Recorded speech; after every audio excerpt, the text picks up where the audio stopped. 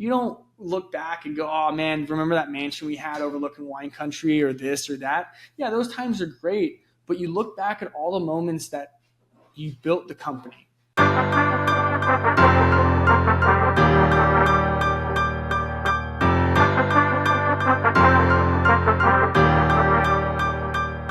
Welcome to the Partners Podcast, where you get exclusive behind-the-scenes access to entrepreneurs who are relentlessly building real, profitable companies. Join us as we ask them the hard questions so you can take away the mindset, strategy, and tactics that launch them to success. Welcome to another episode of the Partners Podcast, joined today by my good friend, Patrick Szydlik. Hephaestus innovation. That's a mouthful in terms of that's not a word you hear normally. What are you up to? What is Hephaestus innovation? What are you all about right now? Oh yeah, man. I mean, the name actually comes from the Greek god of technology. He was credited with inventing automation. So, we started off as a real estate social media company and kind of became a lot more than that. And then I identified with the story of Hephaestus and how it correlates to our company. And it just grew from there. Originally we were called Real Estate Social Pros. And when you say Real Estate Social Pros, everyone just kind of assumes what you do. And we also expanded past just real estate businesses and past marketing into technology as well. So when we say Hephaestus, it's like, what's that? Now there's a conversation piece and we kind of get into it. It's high for short, which also really works out. So yeah, it's been fun to work on this project for the last few years. Yeah, it'd be good to rebrand as high for short. I like that. I'm a big simplicity type of guy when it comes to branding. Like how short can you get the name? That's definitely super cool. That's definitely how we've been doing it. Everything is high. It's friendly. It's happy. Yeah. We just don't have $20 million to buy high.com just yet.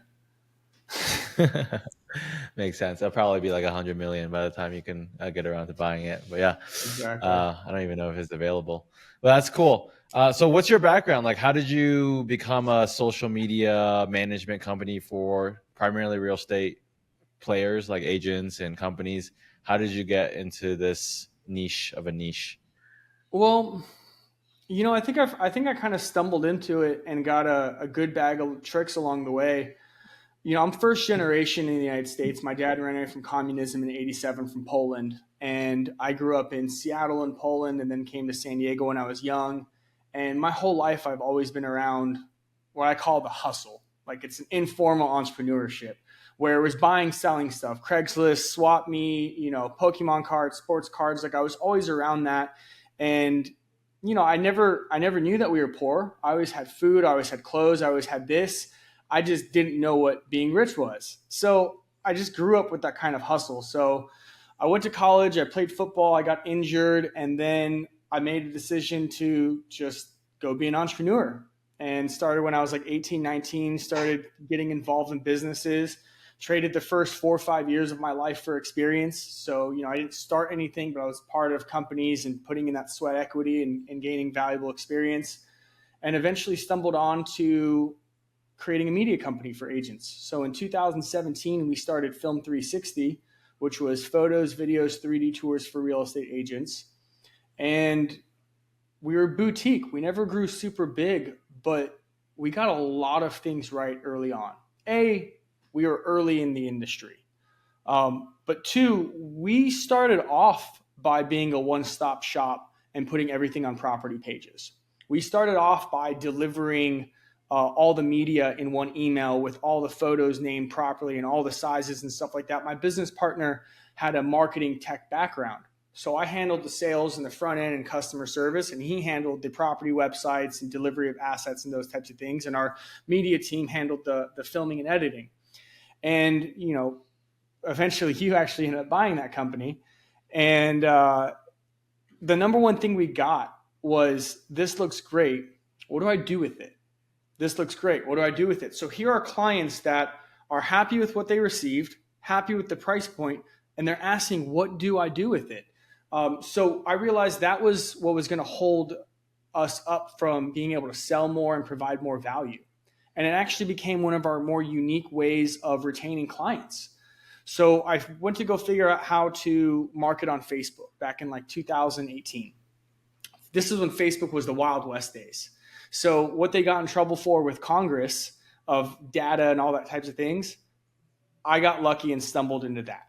So they used to have audiences like likely to move, likely to buy. And I was curious, how did you get the data? If I'm going to run ads to it, how did you get the data? And I stumbled upon Epsilon, Axiom, these data brokers, and I was able to get data like people that have a black Amex card, people that have $3 million in the bank, people that have this. Well, being in the San Diego market, there's luxury. So all the top teams that do $100+ million in volume sell $20, $30 million homes. Well, no company's ever gone to them and go, hey, I can help you advertise to people that have $3 million liquid in the bank. Like, that's who you can advertise to, which we then started doing the paid marketing for Seth O'Byrne.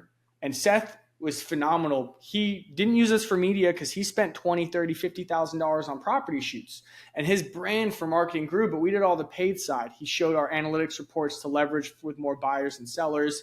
And then we did get some of the smaller properties and referrals. And just from that relationship and leveraging that relationship, we got a lot more business. He then became the chief marketing officer for American Dream. And we came in there, and within 7-8 meetings, I took them from 26 cities to over 50 cities with our analytics and marketing strategy and approach. So we spent $4 or $5 million on Facebook ads. However, what I learned from that part was that most people don't have the budgets to run ads and pay for the content. And there's a lot of big players there. So I went down the organic social media approach, something that's more palatable. I tried everything under the book. I tried the viewing softwares, the follows, the comments, the likes, the bots. I mean, having some kind of tech aspect to what we already do, it just seemed natural, but none of that was sustainable. And the big problem is Instagram kept changing and the algorithm kept changing. If you are on a sharp path for growth and that software stops, the algorithm goes, you're good, you're good, you're good, you're bad, you're getting worse, you're getting worse, you're getting worse, because that kind of automated growth is not natural. So we saw accounts get punished. We saw things get taken away. So the shortcuts didn't work. Eventually, I stepped away from the social media side altogether. I just didn't want to do it anymore. Media and social media are like such natural complements for each other. But logistically, they're almost polar opposites. Camera settings, quality, equipment, sun, exposure, file transfers versus captions, branding, features, all the stuff. They don't work together from a logistics standpoint in a business. So we continued doing our photos, videos, 3D tours for agents. We eventually slowed down on the social media side of things. Our agent websites turned into full websites, and then COVID hit. And about towards the end of COVID, I had a group of clients that said, hey, we want social. Can you do this for us? These websites look great. What do I do with it? Same problem again. So I told 5 clients, like, hey, if you guys want this, I need 5 people to commit. I'll go hire someone and build this out. And I did that. 5 different clients said, yes, they'll pay for it. And I went to go interview social media people, and I kind of put that together again. And COVID's now wrapping up.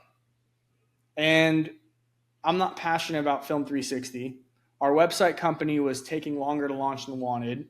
And now I got this division of the marketing company, and I'm not excited about any of it.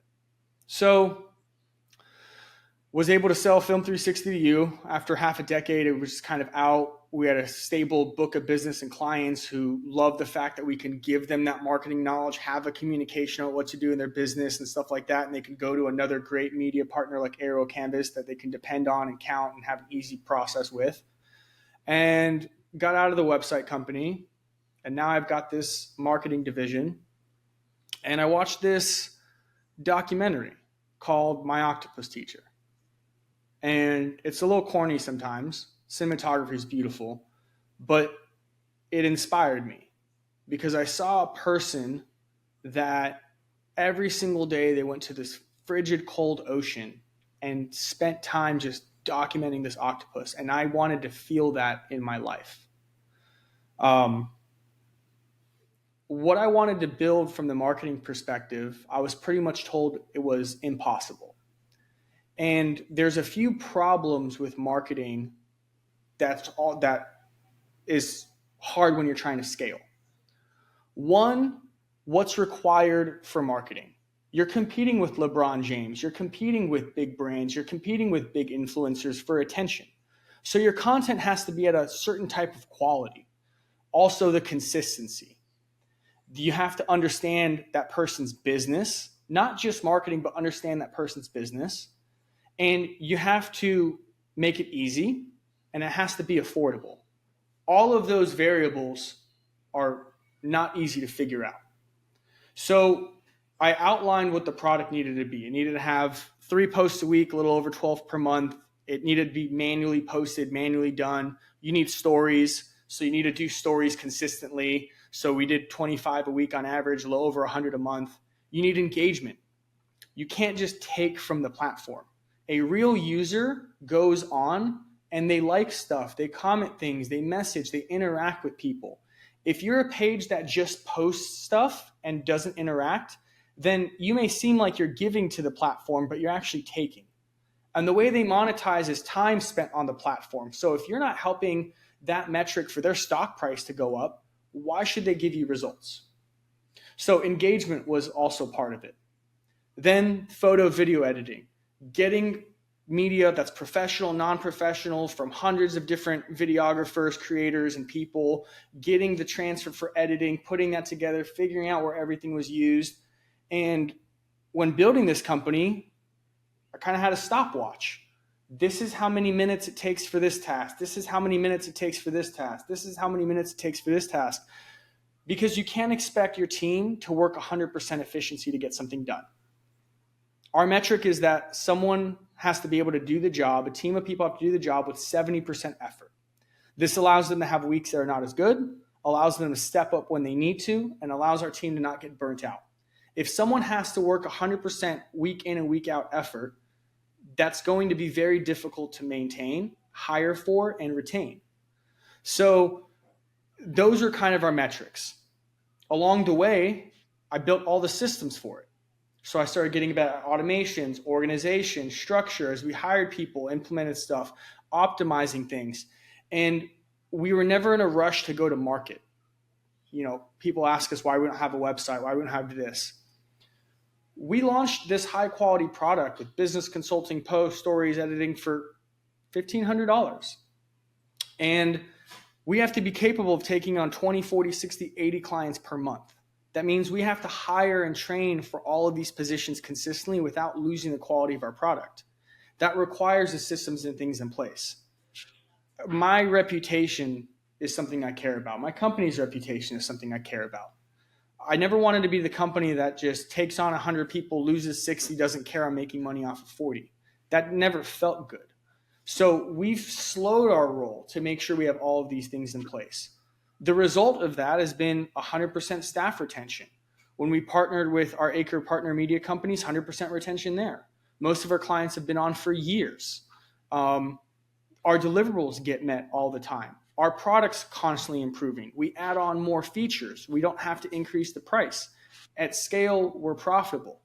So we started off at real estate social media. But with the technology component, we also built tech products. We are service-based marketing, and we're going to continue dominating this route to be one of the largest companies there is in this space. And if someone trusts you with their marketing, someone trusts you with their brand and how you make them look online, they'll trust you with their website. They'll trust you with their CRM. They'll trust you with your recommendation for media. They'll trust you with hiring, training staff. They trust you in that aspect because you're responsible for the conversations they have with the world. And that's not something to be taken lightly. So for us, we looked at Amazon. Amazon had to get books down. Complex, shipping, heavy, labels. They got books down. They could do everything else. We're getting marketing down. We're getting all the different personalities, all the different content, all the different stuff in a high quality product at a low price. We're getting that down. We can do that. We can do everything else. Yeah. So what qualifies an agent to be able to work with a company like yours? It's nice that you're trying to make it more accessible to the average agent, because I know you worked with like big players like Seth O'Byrne, great not everyone has his type of budget. What type of agents thrive and succeed with working with high? The number one thing that's required is someone has to have a commitment towards creating content. We've had big teams that no one wants to be a face of a brand. No one wants to be a voice. They want to post designs and graphics. That's never going to work. Video is key. You have to commit to doing video.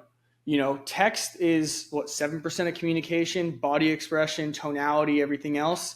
It makes up a massive chunk of how we communicate, relate, and build know, like, and trust. So a willingness to content is one of the requirements. A willingness to stay in business and want to grow, having an objective. If you've been in the business 20, 30 years, you're in your late 50s, 60s, you don't want to really grow, you got your sphere, you got your book of business, you're going to retire soon, why build an online brand? Just continue doing what you're doing. Unless you really have a fire that you want to go and build a brand, you want to build something, you have a goal objective in mind, the why start? So you have to be willing to create content. You have to have some kind of goal objective and fire behind you. And then really the clients that succeed the best with us participate. We make it easy to get all the posts and stories out, review everything, do all of that. They can upload some videos and then, they get their posts and stories, no problem. But the clients that have the best success take advantage of the consulting sessions, take advantage of the fact that when we make content, they can put it in their website as a blog. They can put it in their drip emails. They can get concise on their value propositions. They really participate and listen to what we say. And we've had clients go from 60, 70 deals per year on 95% of that being Zillow leads to still 60 to 70 deals that year, but none of them are Zillow leads. That may not seem like growth. That's massive growth because you just replaced all of that cost for your entire pipeline. And if you build a brand, you build an asset. It's going to constantly keep going. I think one of the things that's really going to make people realize this is when Instagram continues adopting more of TikTok's algorithm. If you post a TikTok video months ago, you'll still see new likes on it.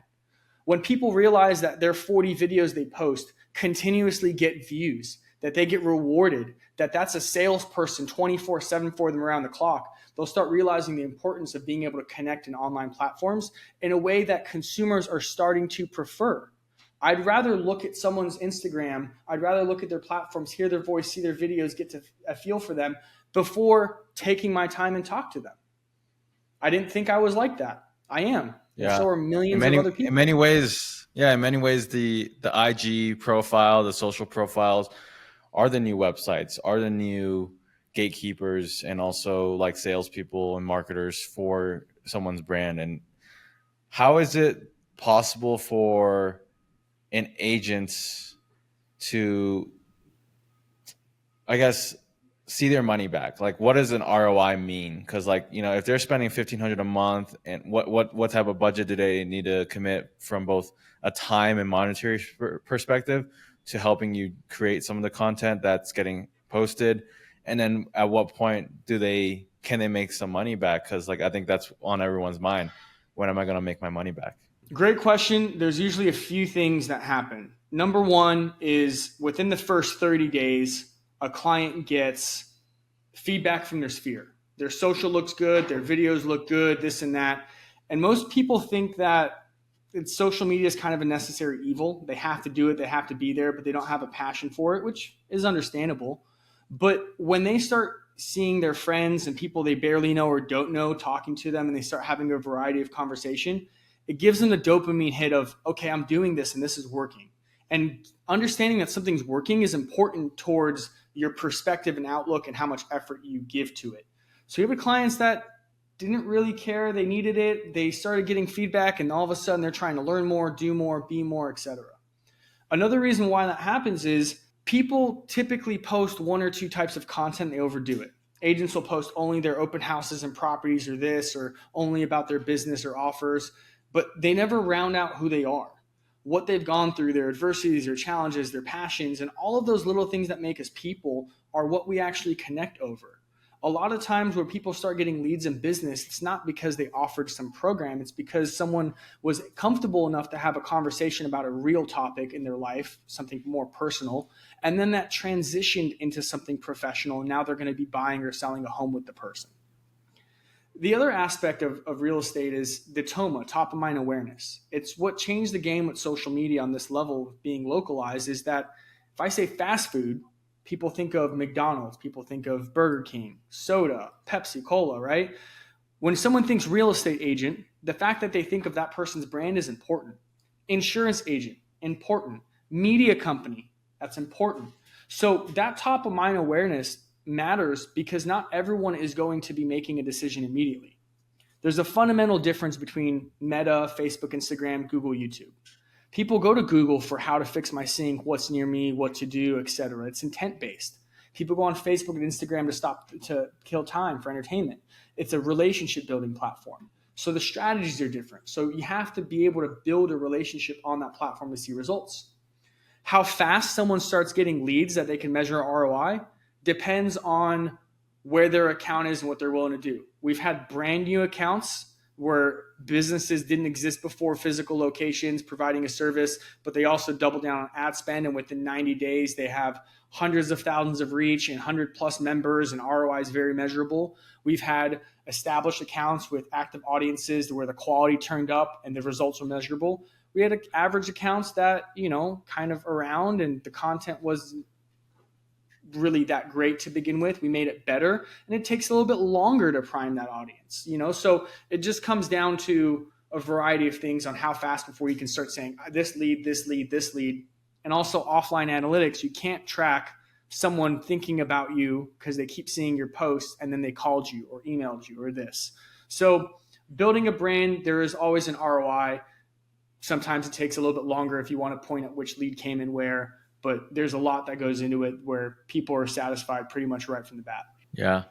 For those agents that want to hire like an assistant in-house to do social media for them, what are some of the like cautionary lessons that you might have for them, and why could they be successful, or why might they not be successful? We've had this happen a couple times over the years where a client leaves us because they hire a marketing person. And we actually take it as a compliment because they now believe in it to the point where they want to hire someone in-house and do even more. We've trained those people before. There are a few cautionary things that you need. One, don't hire an assistant and then throw on marketing tasks. They're going to be doing an open house of this, a flyer, a sign writer, an escrow of this, and they're never actually going to focus on marketing. So if you're going to hire someone for a marketing position, you need to hire someone for the marketing position. That's their role. Their role is not to type in open house spreadsheets or to make sure the lockbox is on. That's not their job. Their job needs to be marketing. Two, it's very difficult to find someone that understands marketing and understands your business. One of the things that people look for when hiring a marketing expert is that they can direct their business, not just for what works on social, but actually direct their business. So if an agent hires an in-house marketing person, either they're going to have to spend a good amount of money and get someone that's really good for that job, or they have to be the person that understands their business, their value propositions, and is willing to explain and teach the marketing person that they can use their skill sets and format that into something that works. Being in the real estate industry, we know about the TDSs, SPQs, the non-disclosures. We know what happens in the different aspects of a transaction. We built an entire software around managing a brokerage. If you can build technology for a real estate company, you could definitely understand it to the point where you can guide their marketing. An assistant can definitely help. It's nice to have someone that can follow you around and get content, but if you're going to bring someone in-house, you have to be serious about it. It can't just be, I'm going to have my assistant also do marketing, because then you're not going to get the quality for it. Yeah. To go a little bit beyond that question, we work with a lot of real estate media companies similar to Aerial Canvas, Film 360, Fly Listed, right? How do you recommend them go about social media management? Because a lot of them want to offer that as a service, maybe even build it out within their company. What have you seen, and why didn't you do both? Like, why didn't you keep Film 360 and keep going with a social media management company And for those who are looking to add this as an additional service, like what advice do you have for them? Well, like I said, with Film 360, I just kind of lost passion for it. I didn't want to have another phone call to film another property. But the other side of it, which is the same side effect, is I wouldn't effectively be able to grow both businesses. There's no way. You can't effectively focus and grow your media company and then grow the social side. Unless you have business partners and people that can run those departments, and you have multiple owners and someone really takes initiative and understanding there. Because this is what happens: a media company hires a social media person. They're focused on the media side of the business. The social media person is entrusted with their clients. They have a good relationship. Everything's peachy. 4-6 months later, the client goes, "What the fuck? I said I was going to get all these deliverables and none of this happened." The media company goes, "Oh, sorry, let me check in." And the media person's like, "Oh, sorry." And no, there's no accountability, no nothing there. The other problem is that when you hire someone for social media, there's actually multiple jobs that need to be done consistently. There's the social media part, which is talking to the client, communicating, strategizing, planning. There's the actual posting of the posts and stories and features and all of that. And then there's the editing of the content. Someone that's good at all of those things is pricey. And then if someone's good at those skills and now they're actually posting the posts and stories, then you're taking a high-skilled person for a low-skilled job. Same thing with editing. If they're good at strategizing and stuff like that, they're probably not the best editor. They could be good, but they're probably not the most time efficient. That means an editor is important. So now if you have those 3 different positions, that's cost. You have to have enough clients to not be in the red there. You then have to rely on retaining the staff. So that means you have to pay them well. Our starting positions on storytellers start off at $72,000 a year. Their next promotion goes to over $150,000 a year. They have long-term benefits with us. They're staying. They can come in at a lower level position and we only promote internally. Retention is also an issue. If you're focused on the media side of the business and you're going through clients on the social side, you could be in the red months. When we took on Fly Listed, we had to save a few accounts and they went from being in the red to being profitable pretty much immediately because they were able to reduce their social media team. They were able to increase their batch content and retainers for that, which was profitable. They were able to upcharge our social media product, which was profitable. And they've had no retention issues and they've had no need to spend any of their bandwidth on any of the clients. They don't have to even check in. And on top of that, we're able to sell additional products. One of the clients does $300 to $500 million a year in Florida. She was not using them for photos, videos, 3D tours. She used 3 other media companies, spends over $150,000 a year.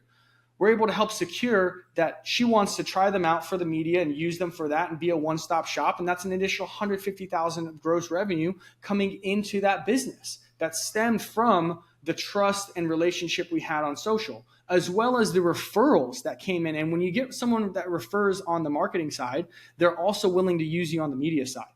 And that dagger goes both ways. If you have a media client that's doing property shoots and everything with you, and you offer a bad marketing product, when you lose them on marketing, you're going to lose them on the media side. You lose both clients. It's the reason why we don't really offer paid ads. We just include it when it's needed because you live and die by certain swords. If you do a bad job with their marketing, they're going to go somewhere else for all of their services. That relationship is tarnished. Yeah, it makes a lot of sense. And so for agency owners that do want to partner with you, how does that look like? How does someone see initial success with you? What advice would you have on like the first 1, 2, 3 steps? Well, we've made it super easy. There's 2 ways of partnering with us. We can be part of your team and it's like, here's our marketing department. We have our own email addresses and stuff like that, but we're part of their marketing department. Like I'm the CMO for Fly Listed and we formally partner and it's like, hey, meet our marketing chief director, et cetera, stuff like that. Or we have other companies that are like, hey, meet our marketing partner, and they just do it that way and we work together. And either way, there's still that close relationship because when they do batch content, these types of things, we skip it going to the client, we make it easy and the shoot and strategy sessions and all of that. So from the client perspective, both ways are super easy.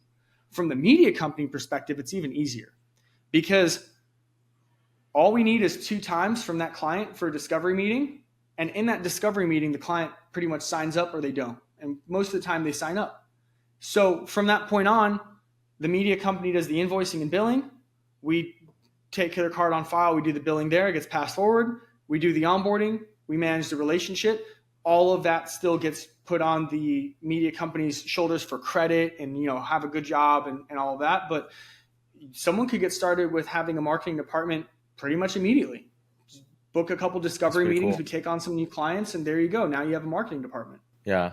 Yeah. And that's something I struggled with as an entrepreneur, because there is a pride of ownership. Like, oh, I want an office. I want a team. I want to hire these people. I want to have this. And I think there's an ego at play with everyone that's trying to build out everything on their own versus licensing products and doing joint ventures and partnering and getting access to all the experience and trial and error.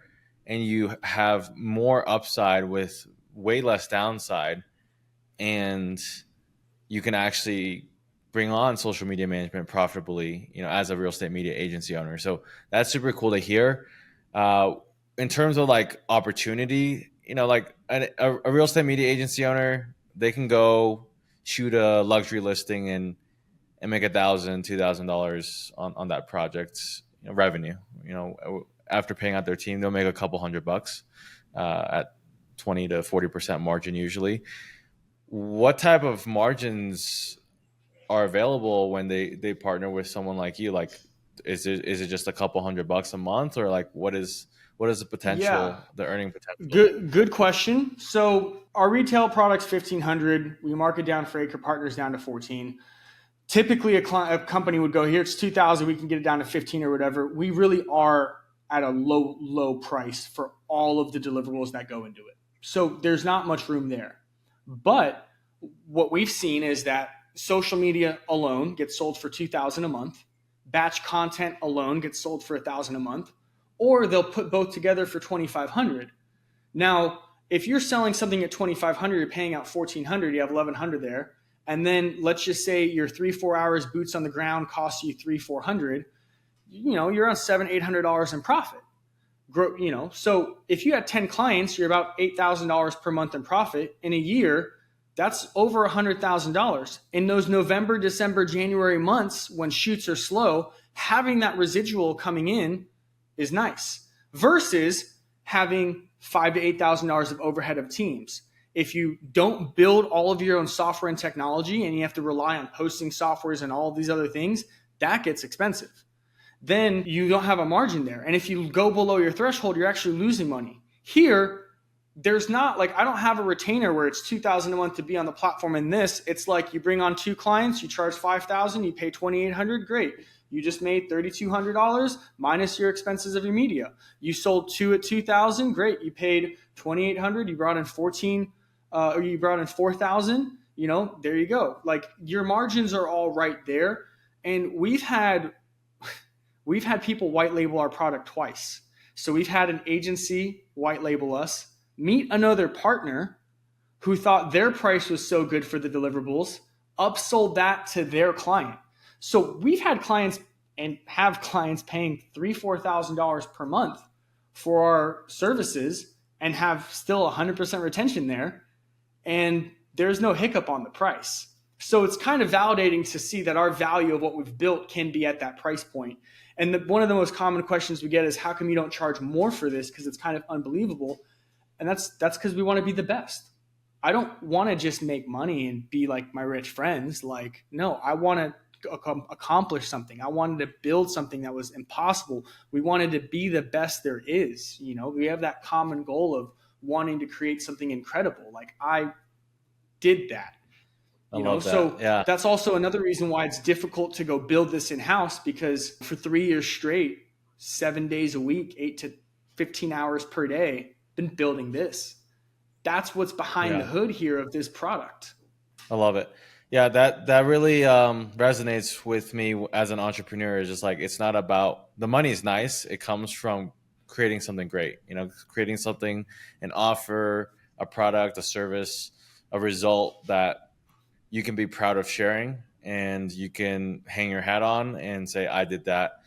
And actually be a lot, like, building a great company is a lot more impressive than having $1 million in the bank account. Though oftentimes, if you worked your ass off, people that have been through it know how much effort it takes to get that first $1 million in the bank account. So when it comes to like entrepreneurship, like talk to me there about like the evolution of your mindset around entrepreneurship. For those who are newer entrepreneurs, 1-2 years into the business, like what type of shifts do they usually have to make, that you had to make for yourself? Oh boy. Let's start with one. It's a tough question because I heard a lot of the advice and I was the type of person that had to go learn it and make the mistakes for myself because I needed to get hands-on with the experience. At the same time, most of the fundamental things behind the tech and how I built this company, I learned from my old business partner and other people and didn't have to go reinvent the wheel. I learned those lessons, but that was after 5-6 years of being an entrepreneur. If you're newer, take action. You're not going to know a lot of stuff. As an entrepreneur, you have to be good at the product, the service, the systems, the customer service, the financing, the accounting. You're not going to be good at all of that starting off. You're going to have to learn in those areas. You're not expected to be good at all of those things, but you can't shy away from it. Being uncomfortable, I thrive in that environment because that's where growth is. When you get comfortable is when you start going to dinner 2-3 times a week. You start buying your girlfriend gifts. You go upgrade your car. You go put your tasks on other people and your business starts stagnating. You got to be uncomfortable in all those aspects. You got to reach for it and be uncomfortable. Yeah, makes a lot of sense. What are Yeah, some I of mean, the bigger I can keep mindset? on going. Yeah, what are some of the bigger mindset shifts that you've adopted in the last like couple years as an entrepreneur? You know, building a team out, scaling out systems. You know, what's shaped your success in your Patience, company? patience, without a doubt, patience. And I'll have to explain it. There's working in your business and there's working on your business. In your business is fulfilling a shoot, talking to a client, sending an invoice, all of those types of things. Working on your business is building out your drip email campaigns, creating assets for your company, building out systems, improving technology. Working on your business won't get you a new client that week. Working on your business won't get you a new client next week. Working on your business is something 2-3 years down the road can help you bring on 100 clients or 200 clients. So when I started off Film 360, I didn't have the luxury of working on my business more than in the business. I had to go scale and grow and bring on clients. So I get it. It's a challenge. With this one, I took a step back and I've only been working on the business. And I've brought in the clients I needed to maintain my bills, maintain my staff, be able to hire on when needed, and completely maintain. Not put any money in my pocket, not grow, not diverse, but to be able to constantly work on the business. That's taken patience. Because if you do it the other way, year one, I probably could have had between 40 and 60 clients. Year two, 60 to 120. Year three, around 80 to 150, around there. That's great. That's over $1 million a year, still doing it. I would have a hard time. I wouldn't have scalable systems. And when I'm done with this, I can bring on 40 to 60 clients per month. I can bring on 500 plus clients per year, scalably on automatic with referrals and not have to worry about all the things that go into it. In the long term, this makes hundreds of millions of dollars. The other way made millions of dollars. In order to make that choice, in order to sacrifice the money that's in front of you for the money long term, that takes patience. You have to be willing to like, yeah, I'm not focused on making more money. I'm focused on building my company, building the assets, building the infrastructure, understanding everything that's going to go in to the business when you get to these size points and requirements.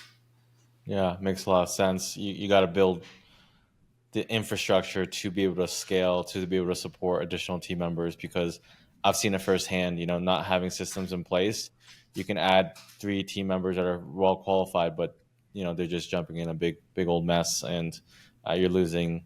You know, if you're paying them 50,000, 100,000, you're losing at least 10, 20K of productivity without the right systems in place, if not more. And and you have a hard time being able to connect with people. You have a hard time being able to go in your business and understand what's going on. You know, people get busy. They have to do the deliverables. They're constantly on the gun, you know, and then you've got a business to run.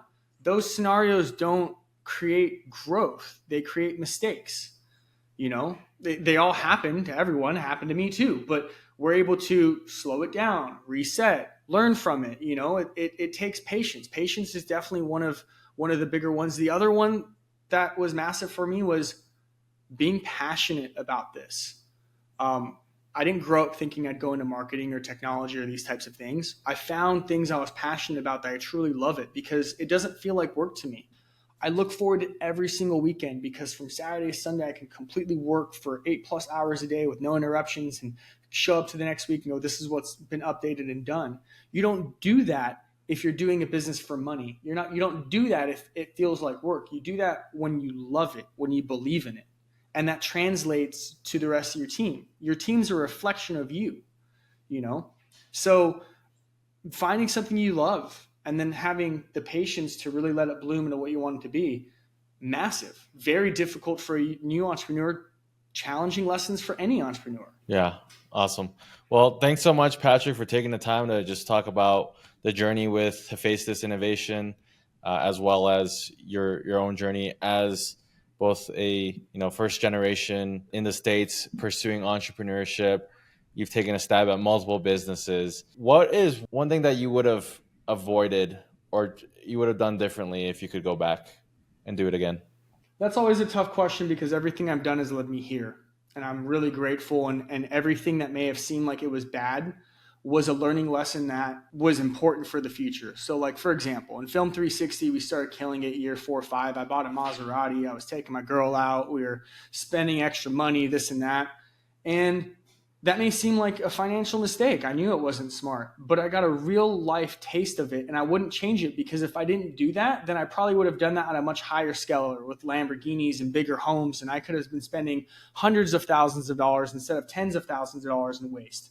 So a lot of the lessons that I've had, I wouldn't trade because they're important for preventing bigger ones. I do have something I wish I would have done though, that I will recommend to any single person. Document your journey. Until Film 360 was sold, until you sell a business, you don't really understand what the feeling of start to finish is. There's a real wave that comes over you when you've been doing something for over half a decade, and there's a starting point and an end point. A total number of conversations, handshakes, invoices, money collected, emails, text messages. There's a start and a finish. And you look back at that journey and you laugh and smile at all the early memories, all the times you were working out of a bedroom and not an office, all the times you were Ubering to shoots, all the times you had bad equipment. You don't look back and go, oh man, remember that mansion we had overlooking wine country or this or that? Yeah, those times are great, but you look back at all the moments that you built the company. So for this company, I've been making videos since I started. Yesterday or this morning was video 261. In 3 years, I've made 261 videos. It shows hiring, firing, crying, success, triumph, stresses, documenting the journey. When this is all said and done, I can look back at everything it took here because it's tough to remember all the memories that go into it. So document your journey. You won't regret it. Yeah, I still wish I had more photos of my early days. I had to really scrape my Facebook albums and my phone to find just one or two photos of like my first business, Fix It, as well as my second business, like even Aerial Canvas early days. I don't have many photos of me hustling out and about, building this company that now does 4, 5, 6, 7 million a year. So and then people just think it came overnight. But I'm like, I wish I could show you all the things that went into it. Yeah. And like, I don't send these to editing. I don't post them anywhere. I record them. I upload them to my Google Drive, put them on my hard drive, and they sit. And every once in a while, I look back at them and you see who you change, how your business changes. And if you ever want to, look at how far you've come, the dollars may see the same in month 27 as they did in 15 building a business, and you have ups and downs, etc. You go look at something from that time period to here, you go, oh, wow, I have $1 million in assets and stuff and lessons and things that I've built. How much is this worth? It's a good perspective on what actually happens in not just business, but in life. Awesome. Well, you've recently joined Acre Partner as a consultant, as an affiliate partner. Tell me about like your plans on growing with real estate media agency owners and what you see in Acre Partner that, you know, you have your options, you have the many possibilities on growing. Why scale with Acre Partner? I wish I had a resource like this back when I had this company. And originally, I came as a speaker on the Tulum trip to talk about marketing. And it was nostalgic, starting in 2017 and seeing people enter this business in the year 1, 2, and even 3, 4, and going through the same thing we went through and just reflecting on it hit the feels. It was pretty amazing. And it's a great partnership. It's something I still did for a long time and a big part of my life. And even though I don't want to get a call from an agent about homes anymore, there's still a level of excitement and passion for the media business and real estate. And we did a lot of things right that companies today still don't do that we can help with. So aside from like, yeah, we can make you more money because you partner with us and you do more batch and et cetera, we make them better businesses. We can help them avoid some of the mistakes and help increase some of the ways people think about things. When we started Film 360, we didn't have a lot of money. I was coming off of homelessness. We never had a full frame camera. The A6300 I used to film some of these videos on was our only camera. We had an Inspire 1, eventually like a Phantom 4, and a Matterport 1. By 2020, 2021, media companies had A7s and Inspire 2s and these types of things. Yet our clients didn't leave. They didn't leave because the video quality was better and someone could explain to them the pixels or this and that. They didn't leave because of that. They stayed because of the value we're able to provide for them. That's value that we learned from being on shoots with agents, learning the knowledge, being able to have all these little details of why someone trusts that company and making it easy. So we're able to help media companies be better on site, be better in sales, be better with understanding marketing, be better with handling client questions, understanding that you're not selling features. No one cares what camera you have. Yeah, you got a portfolio. I never had to show one. Even with this company, and anyone that's been on a discovery meeting with me can attest to this. Out of the last like 20 or 30 meetings I've done with agents and people that want to sign up for the social media product, maybe 2 or 3 have ever asked to see an account that we manage. So if we're able to get people to say yes to managing their marketing brand without ever showing them social media marketing or a brand, there's a psychological skill set there that also translates to media, that translates to business in general. So we're able to help companies grow and understand how they can deepen a relationship, expand and sell more products and services to their client, have better retention, and grow in ways that may not seem obvious. Yeah, super excited to have you as a consultant in the real estate media agency space. I think that in conjunction with your focus on real estate, social media management, and all that goes into that, I think it's like in many ways a perfect synergy for those who want to learn from your early days to those who are wanting to stay innovative and benefit from all that you're working on now. So super excited for you to be part of Acre Partner. We're excited too. I mean, we've been pretty much on a test pilot behind the scenes for almost a year now. Had great success there. And, we want to be in a position where we finally stepped into Acre and we could support 5, 10, 15 media companies wanting to start sending their clients in and be able to support that and not let people down and not get overwhelmed and be in this position. So we've kind of been behind the scenes and now we're ready to open up to a few other partners and be able to see growth from there, and we'll continue to expand. And, we're excited to be able to go into the space because, we love it. Awesome. Well, we'll see you in the community, and I'm sure we'll hear more of the success stories that you're helping agency owners in this real estate media space with on all fronts, on social media, for one, the technical side and all that goes into that. But more so, I believe you're a more seasoned entrepreneur who understands how do you overcome these mindset shifts and challenges that you need to make to get to a greater place, a place where you can look back and be like, hey, I went through all of that, but it just made me who I am. And, you were able to reinvent yourself many times over. So I'd love to see you help Yeah. other agency owners in the space do that as well. And Thanks again. and look, personal development has helped me become a better entrepreneur than anything I've ever learned in business.